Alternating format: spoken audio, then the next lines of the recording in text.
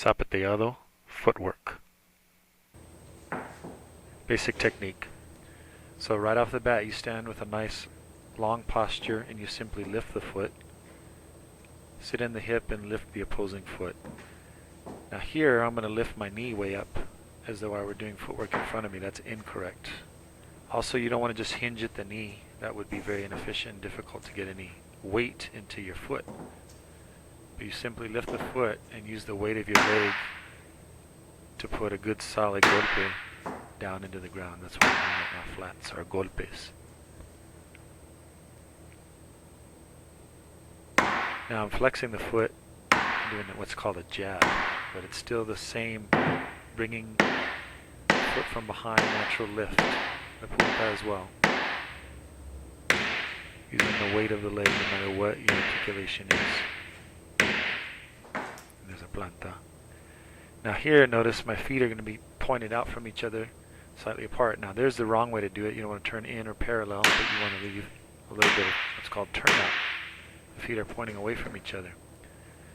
And here on the other side, incorrect, correct. And you want to keep them in the same line you start them in. So notice, every time I do an articulation, it's still on the same plane, from the hip all the way through the toe. It's still on one line in whatever direction the feet are pointing.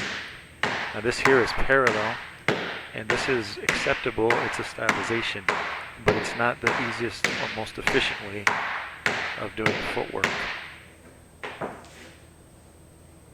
Now this is what I mean by turnout. The leg is as one piece from the hip all the way through the toe.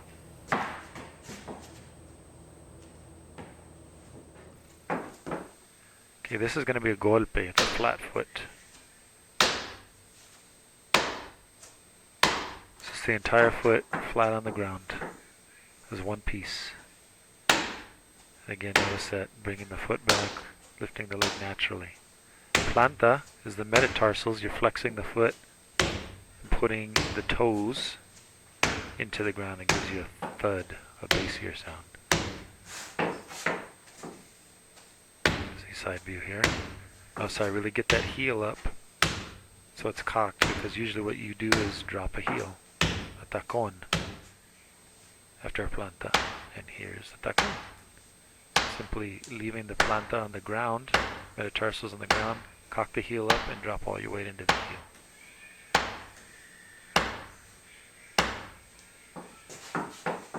Side view.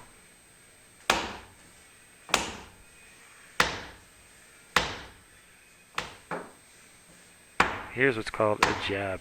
It's a different kind of tacon. Flex the foot up, flex the toes back.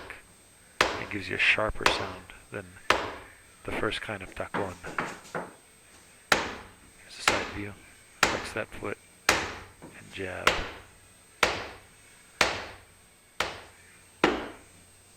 Now this is a punta.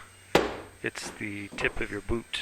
Your boot should have, if it's any good, a hard protective covering built on the inside, so you can do this without hurting your toes. And it gives a kind of a thudded sound. Sharp and thudded. And this is what we call a flap. You see this in tap dance a lot.